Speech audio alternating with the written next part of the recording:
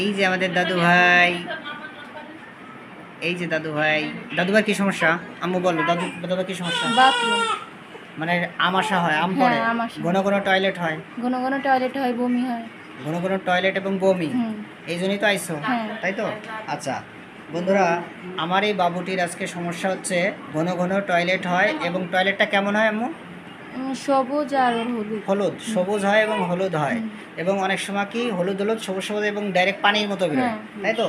এবং ডাইরেক্ট পানির মতো বের হয় এবং এটা পাতলা হয় এবং ও ঘন ঘন খায়, তাই তো?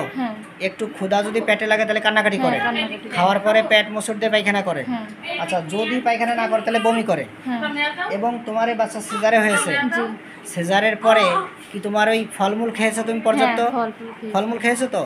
বন্ধুরা, এই যে কথাগুলো শুনলেন, এই সব কারণে যদি কোনো বাচ্চার তার মায়ের সাথে যদি এগুলো হয় এবং তখন যদি বাচ্চা প্রচণ্ড আকারে পায়খানা করে, আম পড়ে, সেই ক্ষেত্রে আমাদের সিঙ্গেল মেডিসিন আর্সেনিক অ্যালবাম 0/1টা ভাববেন এবং দিয়ে দেখবেন রোগী সুস্থ হবে।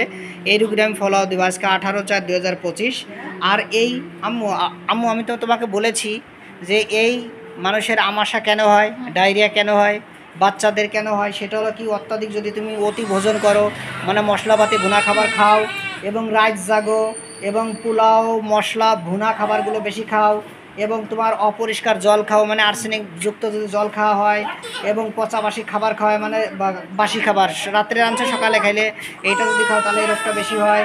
যদি তুমি ভয় পাও, কোনো দুঃখ পাও, কষ্ট পাও এবং জল মানে করে গোসল করে এসো, ঘাম গতরে যদি বাবুরে বুকে দুধ খাওয়াও এবং যদি বাবুরে তোমার মনে করো যে ঘামিয়ে গেছো রান্না করতেছো, গরম গতরে যদি মানে দুধটা খাওয়াও এবং তো সেই ক্ষেত্রে বাচ্চার কী হয়, ঠান্ডা লাগতে পারে এবং স্বামী স্ত্রী ঝগড়া করার পরে যদি বাচ্চাকে দুধ দেওয়া হয় সেক্ষেত্রে বাচ্চার কিন্তু এই ঠান্ডা, কাশি এবং আমাশা, পাতলা পায়খানা এগুলো হতে পারে। ঠিক আছে আম্মু? তার মানে এই ঝগড়া টগড়া এগুলো হয়েছে, তাই তো? এগুলো কিন্তু করা যাবে না। ঠিক আছে আম্মু, যে কথাগুলো বললাম এগুলো মেনে চলবা। আর এই ওষুধটা কীভাবে খাবা আমি বলে দিয়েছি, ঘন ঘন পরিমাণে ডোজ দিবা এবং এতে বাবু সুস্থ হয়ে যাবে। আর তুমি আমাকে জানাবে, ঠিক আছে? আর ওষুধ ফুরিয়ে গেলে অবশ্যই তুমি আসবা। বন্ধুরা, আমি এই কেসের ফলো আপ দিব এবং বাচ্চা ভালো হবে। আম্মু, তোমার এই কেসটা যদি আমার জুনিয়র ভাই বোনেরা এবং জনসাধারণ দেখে তাদের মনোবল বাড়ে, তোমার কোনো সমস্যা আছে আম্মু?